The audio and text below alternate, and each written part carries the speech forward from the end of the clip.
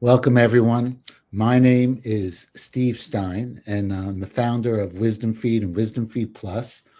And excited to have Jodi Baretz here today. And this is the introductory session to the midlife happiness formula, a program we've been working on for a while and will be out uh, early in the next year. So welcome, Jodi. And the topic, food, stress, and relationships, is the subtopic, and it's the midlife happiness formula. Welcome, Jodi. Thanks, Steve. Great to be here. I'm excited to talk about these topics today.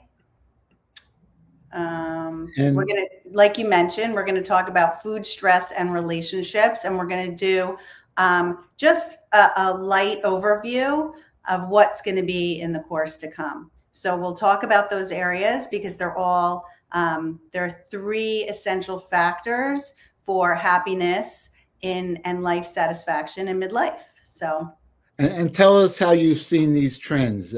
You're a therapist and a life coach, or how do you describe yourself? Because I think what's so interesting is this is things that these are issues that are pervasive in the world. So we've kind of built out this program to help solve some of those problems. yeah, so I'm a clinical psychotherapist in private practice, mostly virtually. I also have been running women's groups. Um, Now I'm running a women's group in midlife and beyond.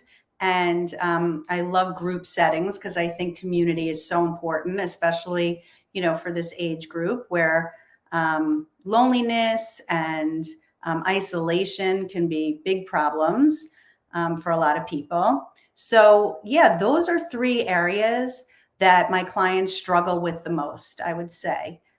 Food, obviously, we know what to eat by this point in our lives, and everybody has a specific way of dieting that probably works for them. And I don't mean dieting necessarily for weight loss, but everybody should really test what types of food work best for their body so they can look and feel their best. So food, menopause, weight loss beyond menopause, and general healthy eating is a big part of my practice. And stress reduction, I have a lot of training in mindfulness, as you know, mindfulness based stress reduction. So I do a lot of mindfulness work, and stress reduction is a big one, especially in midlife, because there are a lot of stressors going on that we'll talk about today in this particular stage of life. And then relationships are the next big issue that I deal with a lot. And we all want satisfying relationships. We all want to have healthy, meaningful relationships as we get older. So some people are deciding whether they want to stay together after their kids are gone. And we talk about that, and just how to reconnect after the kids are gone. So whether it's worth staying together or how to enrich and improve and make the best relationship that you can going forward. Now that it might just be the two of you and you're empty nesters. So those are the three main areas that I work with people on. So I thought we would do a program on that. And today I would give you a little overview on, what we're going to talk about. And the midlife happiness formula, is it only for women? Or I mean, everything you're saying is resonating with me, and I'm not You're not a that. woman. Exactly. So It's not just for women. My practice mostly consists of women. And as you know, I had written a book, Mindful is the New Skinny, which was mostly for women, but I've had plenty of men who have accessed this material and it has really resonated with them.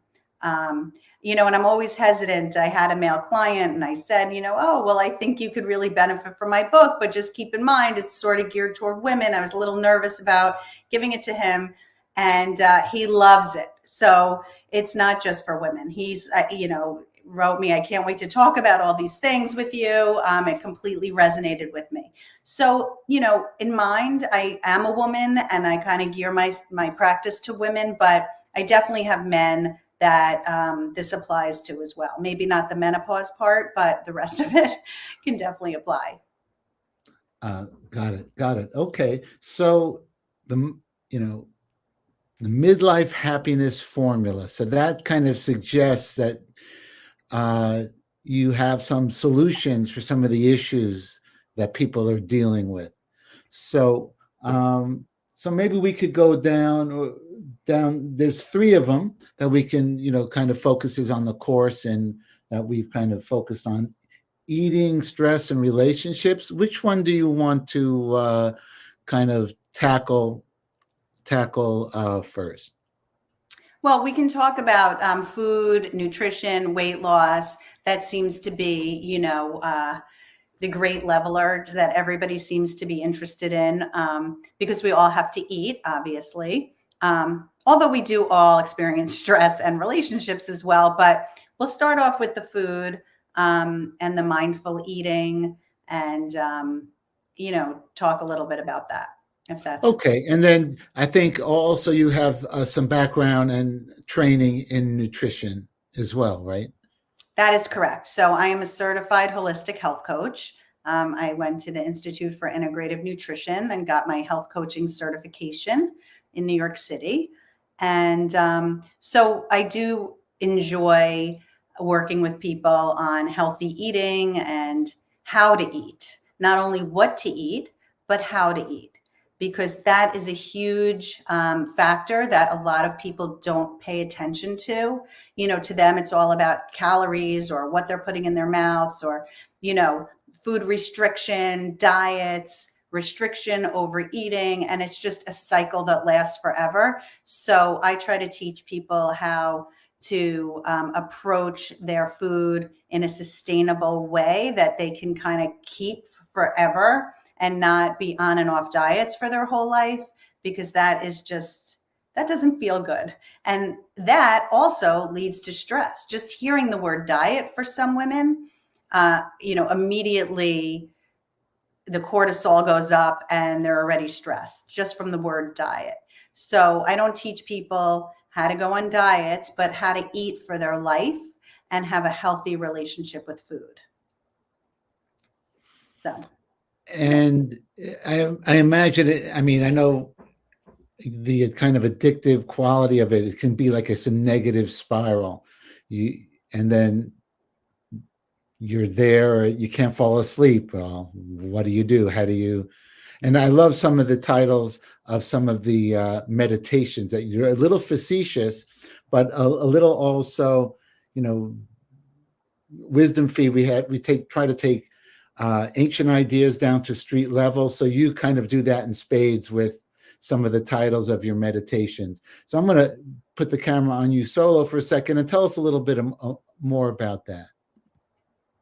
Okay. So when I teach about, because I am a mindfulness practitioner, so I do take a mindful eating approach to food and nutrition.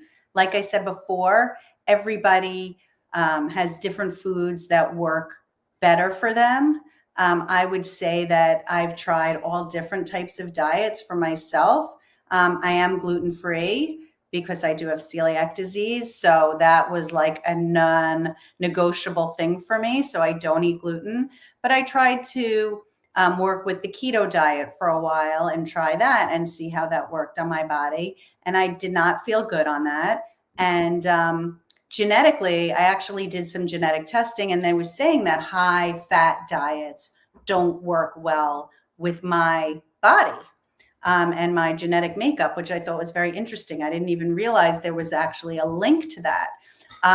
So, I do eat carbs, and I do pay attention to everything I'm eating. Not all the time, but I do try to eat mindfully. I ask myself questions. What do I want to be eating right now? Am I hungry? What kind of portion am I going to be taking for myself?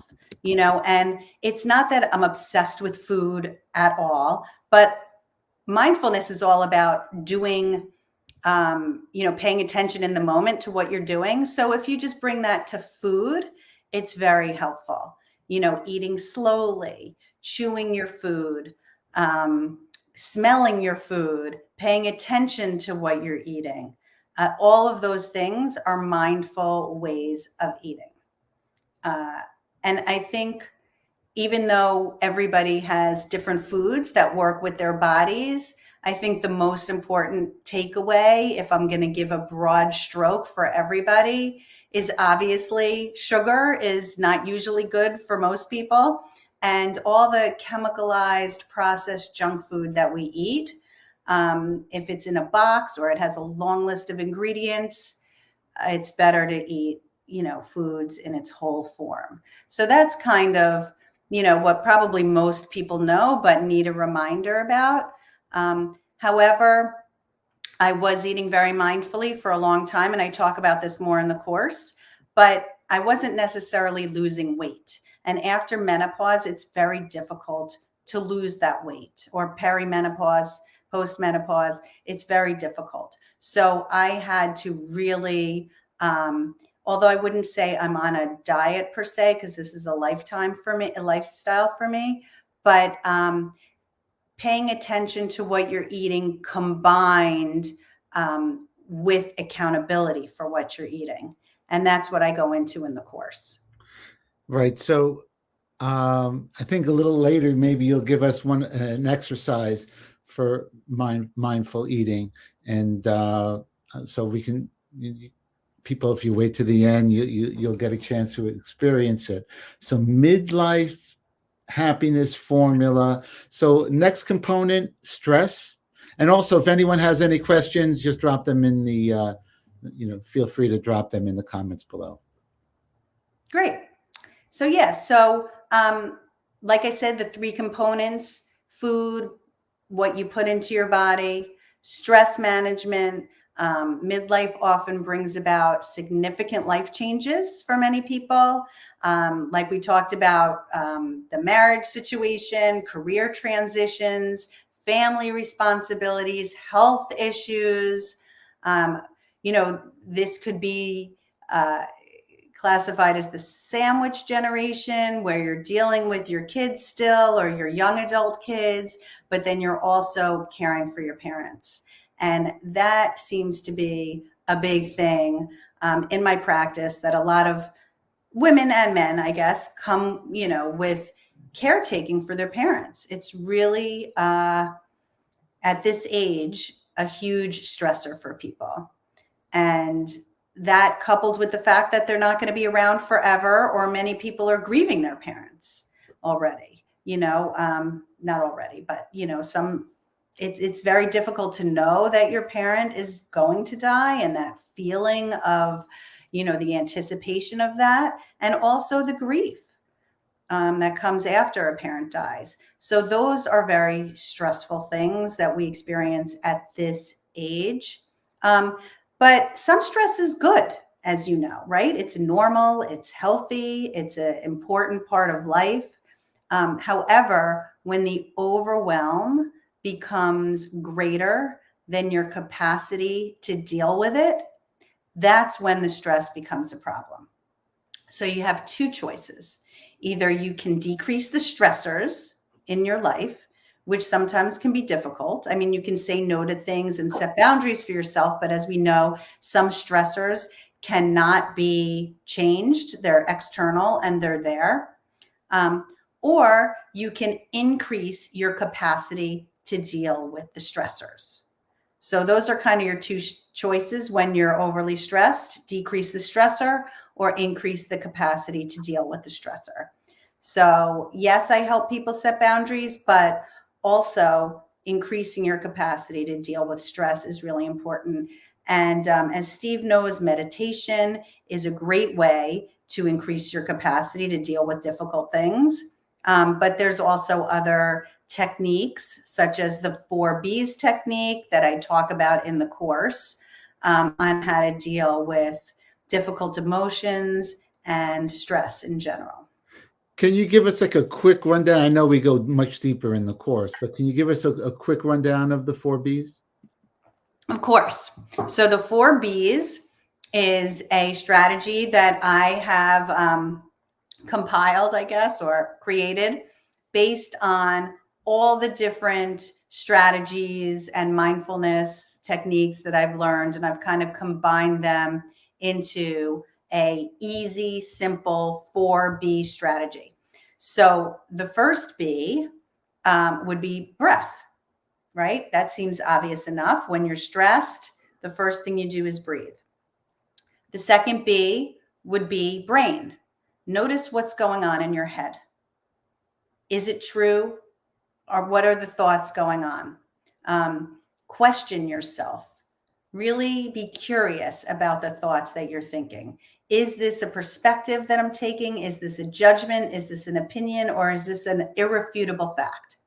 So just start to notice what's going on in your brain when you're getting these thoughts. It's almost like a reality testing that you can do. The third B is notice what's going on in your body. So usually stress comes with physiological symptoms such as an increased heart rate or sweaty palms or a pit in your stomach or a heavy chest. We all experience stress differently, but usually your sympathetic nervous system is activated, and that's what causes all of these changes in your body.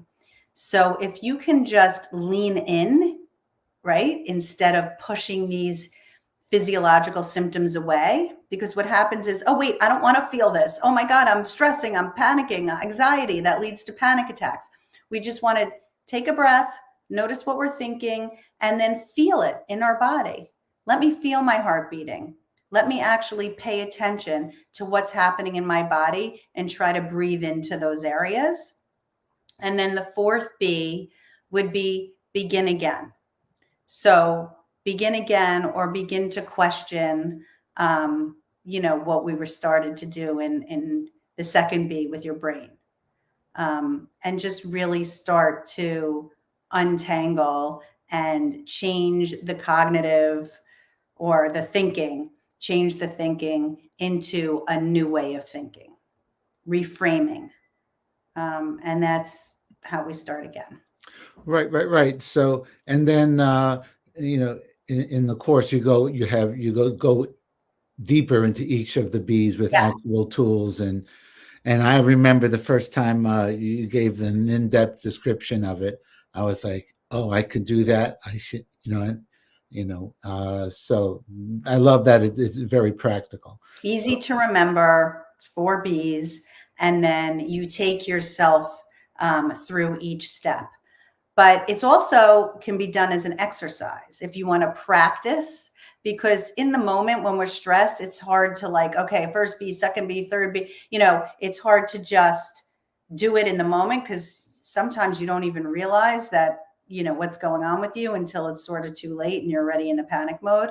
So you can start to practice by thinking of a stressful experience on purpose and practice leaning into the physiological symptoms that occur with that. So it can be done as a practice, or it can be done in the moment once you really get the hang of it. Yeah, I remember when you were teaching it initially, like you start to think of the stressor and all of a sudden it's just imaginary, but your body starts to feel it. And then what's that saying that 99% of things you worried about in your life never happened? So, but Yeah. but that's Fear, real. right. 98% of things that I imagine are never going to happen. I mean, it's like that's fear, that's anxiety. From an evolutionary point of view, our brains are programmed to be stressed so that we survive as a species. It's from an evolutionary point of view, we are programmed. So if you were in the wild, right, years and years ago as a caveman, and you were like chill and you're just hanging out eating your blueberries in the wild, and you see something from across the wilderness, and it was like it's a beige, and you assume it's a beige rock when it's really a lion. The people with the higher stress responses that are more nervous, that think it's a lion, are going to run and they're going to survive. But if you're sitting there eating your blueberries, that's probably a beige rock, you might be dead. So you only had to make that mistake once, and you're dead. So the stress response absolutely has an evolutionary purpose. And that's how our brains are wired. But now there's not a threat around every corner of a lion. So we need to, on purpose, retrain our brains how to be calmer. But we do still need that acute stress, right? If we touch a fire, we need to know it's hot. Or if we're about to get into a car accident, like our heart starts racing, we need acute stress response to protect us. It's a protective mechanism. But when that stress becomes chronic in the way that you process all the stressors of your life, taking care of your kids, taking care of your parents, your health, grief, negotiating different relationships, what am I going to eat? All that chronic stress builds up and is not good for you on a daily basis. Right. So, And in the course, you have some different meditations and you have different tools to kind of break that cycle. And it's in and the cliche is it's in the hardwiring, but it's in the hardwiring from, cave, thousands of years ago. So it takes some intentionality to kind of, right. do the 4 Bs in the moment or do one of the Bs but to kind of, do something. break the cycle, do something Right. to break the cycle. Right. Like And, reprogram your brain and so that you can, you can break that cycle, because we're not really taught, or we weren't really taught how to manage our brains, right? Our brains did not come with a user manual. We were not taught. But luckily now in this generation, they are teaching mindfulness in schools. They are aware of stress reduction techniques. It is commonplace to get mental health services. It's not a stigma anymore. So we really have come a long way regarding that, which is great. But, we're not really taught these skills. So we have to on purpose learn them so that we can manage the stress and anxiety that this world has brought us, which is insane. Right? We didn't have smartphones in the wilderness, or even, 15 years ago, we weren't attached to these devices. So 15 years or 10 or 15 years is not a long time from an evolutionary perspective for our brains to adjust to all this stress coming at us, or this information or stimuli. So we have to learn how to combat that on purpose. And that's what you do, Steve, and I do, and what I'm trying to do in the course. So yeah, that's exactly the tools you provide in the midlife happiness formula, the course that'll be out early next year. And so let's talk about the third component, relationships.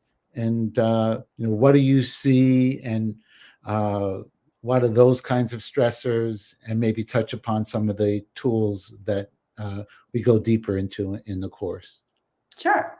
So the quality of our relationships can significantly impact one's midlife experience, right? So if we have good quality relationships, we are more fulfilled, we are happier, we feel supported. So relationships are very important. Now, I'm not talking about here if somebody is being emotionally or physically abused, or narcissistic abuse, or any kind of toxic relationship. Obviously, I help people try to get out of those. And that is not something that I recommend you necessarily work on to improve, because a lot of times, unfortunately, you cannot improve them. But if you are married or in a relationship with a good person that has some quirks or some things that you don't agree with or that you don't like about them, there are definitely ways that you can work with your mindset to be able to tolerate and actually enjoy this other person from being different than you. So what would that look like, or how and there is a certain mindfulness aspect to it as well, like to break the patterns in relationships, because that's where we have I don't have the exact number, but we think tens of thousands of thoughts a day, and a large percentage From the same. of them are the same ones we had yesterday. So, and that happens in relationships. So how does that apply in relationships? Absolutely. The simple way is to sort of embrace each other's imperfections, knowing that you may have different values from the other person, or, hopefully most of your main core values are the same, but you may be different, and difference is okay. Difference is why you married that person, because usually we look for somebody in a partner that is different from us, because we want them to complete the qualities that we don't have. And then what ends up happening is you start to resent those qualities that initially attracted you to that person. So really understanding everyone is different. Nobody, we have expectations of other people and we have judgments of other people. But guess what? They're not you. And they might have different information and experiences that shaped who they are. So tolerance for the other person and for their views and for their, habits and their attitudes, less expectations, less judgment, more acceptance. Again, if you're not being abused in any way, but acceptance of the other person. You don't have to change them. And sometimes knowing that they don't have to change the other person, even if they don't like it, is a huge relief for somebody. Let them be them, you be you, and, appreciate the differences that you have with each other. That's pretty clear. That sounds like great advice. Maybe in the moment, not as easy to do, but again, that's what we get into, in In the the course. course. Yeah, and so we talked about the food, stress, relationships. Now, when you look at all of them in concert, does that help? Does one quadrant help the other Yes. in terms of making changes, positive changes? Absolutely. I think if you're eating well and you're feeling good, you can be a nicer person to your partner, right? And you're not as short tempered or angry because you're feeling healthy and you're feeling good. And we only have so much bandwidth, right? We only have so much to tolerate. So, for example, I had a client yesterday whose daughter was reactive to her very quickly, felt like she was being attacked. And I asked her, I said, well, what was her day like, before that? And she's like, oh, actually, she, had a really difficult time with her daughter. And she, I forget the exact stressor, but she was going through a list of stressors. And I said, you know what? We cannot personalize, the attack that she did on you, because it sounds like she had a lot going on. So really understanding that nothing is necessarily personal.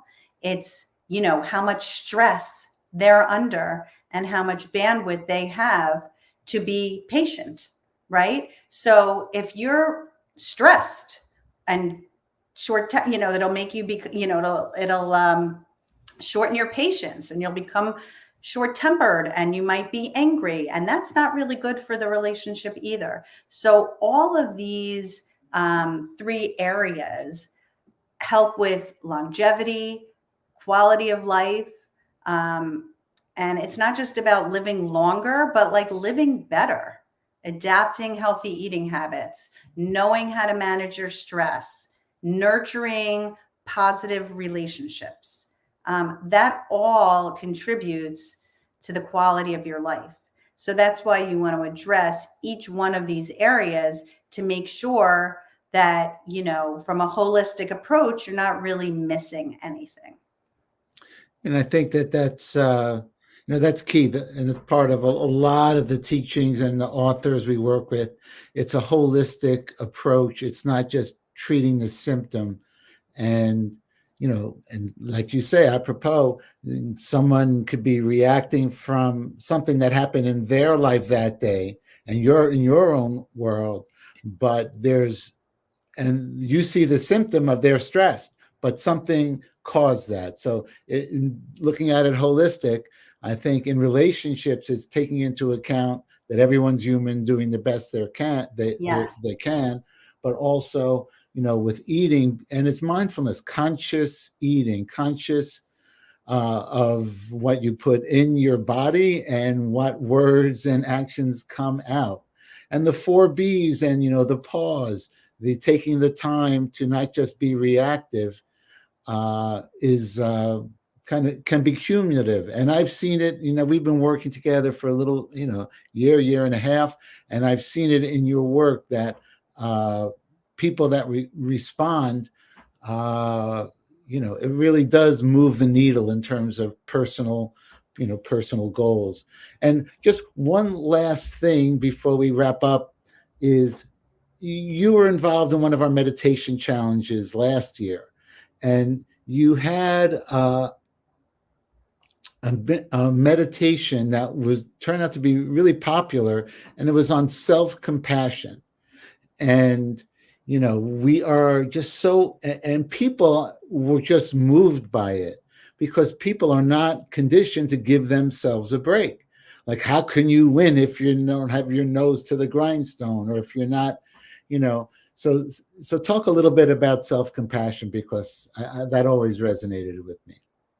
Well, and I do talk about it, I think, in the relationship section of the course, because if you don't have a healthy relationship with yourself, then it's very hard to have it with other people.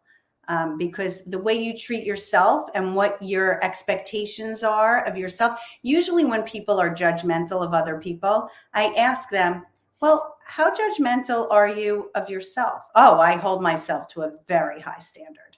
So you'll become less judgmental of other people if you can kind of be more compassionate with yourself.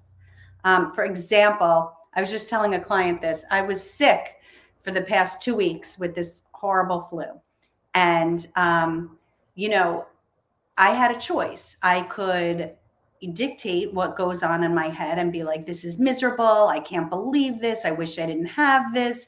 When is this going away? How did I get this? Just like, come on, Jodi, push through it and go, go get the stuff done that you need to get done. But I did not do any of that. I was actually I practiced what I preach, and I was very compassionate with myself. And on purpose, my whole brain was filled with, Jodi, you got this. You can make it to the kitchen and get yourself some tea, and just like loving, supportive, what do you need right now? How can I help you? How can you be more comfortable resting? Like, just what would make you feel good right now? It was all about supporting myself, and being kind to myself. Which And is, a lot of people push through, and that's fine, but not me. I don't. I take care of myself, and I give myself what I need. well, that's so simple, but it's really profound. So positive self-talk, or self-supportive talk, because the voice in our Be your head, own best friend. be your own best friend, Yeah. because positive self-talk, uh, Yeah. And most it's people something are you need to train compassionate. yourself to do. No, What? you need to train yourself to do that, because Absolutely. And most people know how to do it because that's how they do it with their kids and their families, and they're kind to other people. But when it comes to themselves, I think it comes from like parenting when you were a child, because your parents always want you to do better and do more and, succeed. And we have this culture of perfectionism and doing more. And if you can, so we're trained like that. And that's what we tell ourselves. We hear our parents' voice in our heads to do more, do better, but I unwound that, and I'm able to be kind to myself in a way that I treat other people, and I treat myself the same way. And it's not that I'm selfish or I'm narcissistic or I put my needs above other people's. That's not what I'm talking about. But it's a self-respect, and a learning to really like yourself and really love yourself, and giving yourself that same compassion that you would give to a kid or a friend. And a lot of people do not do that, but it's a practice, and you can learn how to do it. And I think I do talk about that in the course too. and they call it's a practice, a meditation practice, or practice makes perfect. But you want to practice things kind of the right way, or the mindful way. And I think that permeates all your approach and the actual tools that you share in it, over the time we've been working together and in the upcoming course. So we're going to have a treat of maybe one little mindful eating or something like that exercise. Yeah, we can do a short exercise, but I do want to say one more thing about the Sure. relationships piece that I think is very timely in today's day and age, because we are so divided as a country. We are so divided with, the wars that are going on now. There's a rise in anti-Semitism. People have very different views on a lot of things, especially politics. There's an election coming up. And I think the most important thing that you can do with somebody that doesn't agree with you is not to try to necessarily convince them of your approach and that you're right, but is to really listen. One of the most important, the best things that you can do for somebody is to fully listen to them. And they will appreciate that more than anything else you can do for them. So really listen to people. Listen to their points of views, even if you don't agree with them. And it's really important to be curious instead of judgmental. Ask questions, be curious, try to understand. You know, they say that there's no need for forgiveness if there's deep understanding. So if we could really start to understand why people think the way they think, we'll be able to come together as a country and as a world. But it's this, I'm right, I know, you don't know. Everybody has a different opinion because of the way that they grew up and the experiences that they have. And it's really important to hear that. And you will learn so much from somebody else just by listening instead of just telling them your point of view. So Yeah, that's key. That's key. Two ears, one mouth. Listen first. We're so listen, be we're curious. we're so conditioned to just react, whether it's our personal relationship or people on different sides of the fence. No, that's great. That those are all good Yeah. reminders. Yeah, I mean, I think we can sort of end with that. I will briefly talk about a mindful eating exercise if you want, and people can do that at home. But if you do want to just start to eat more mindfully, with intention, those things that I mentioned before, slowing down, tasting your food, um, eating with intention, maybe grabbing a smaller plate. But what you can actually do, take a portion out of a bag before you just eat the whole bag. But what you can do as a mindful eating exercise is you can take a raisin or a piece of chocolate and use your five senses on that one tiny little piece of food, right? So you can smell it, you can look at it, you can describe it, you can feel it, and then you can taste it and swish it around in your mouth before you swallow it and really start to slow it all down. And it's in the details, right? So you're looking at it, you're feeling it, you're smelling it, you're tasting it, you're slowing down. And if you could eat all your food like that, which is pretty unrealistic, but maybe a meal or two, you could just be mindful of what you're putting in your mouth, how you're tasting it, if you even like the food. Maybe you're just shoveling things in, you don't even really like it. Just starting to pay attention. So mindful eating is a shoot off of just mindfulness in general, which is paying attention without judgment. And you're just fully present, tasting your food instead of on your phone eating or watching TV eating. Obviously, you like to talk during a meal, which is fine, but paying attention, which is really the crux of all of mindfulness, right? Paying attention and eating with intention, having relationships intentionally, thinking about what you're going to say to somebody before you just blurt something out, just living consciously and living with intention. And that's what this course is all about, how to be mindful in all of these different areas at this significant life stage, so that you can appreciate and enjoy your life instead of just like rushing through it, getting to the end and being like, where did all that time go? That's a great note to finish on. And for people, how can people find you if they're watching the recording? So my website is jodibaretz.com. I have a Facebook group, Mindful Moms in Midlife. And you can reach out to me by email, jodibaretz@gmail.com. And even if you want a free 30-minute session with me, I believe you can sign up on my website for that. So I'm Great. happy to talk to you and discuss it further, but hopefully you guys will look for the course early next year. Right. And feel free to, we'll drop a link. If you are interested in the course, you can drop it in, if you watch the recording, in the comment section, and we'll make sure to follow up with you. All right, Jodi, that was really, really excellent. And can't wait for the course. Me too. Yeah, it's going to be great. It's going to be great. All right. Thanks so much, Jodi. That was excellent. Thank you, Steve. Happy holidays. Happy New Year to you and everybody watching. And here's to a great 2024. Sounds good. Sounds good. All right. Thanks so much, Jodi. All right. Take care.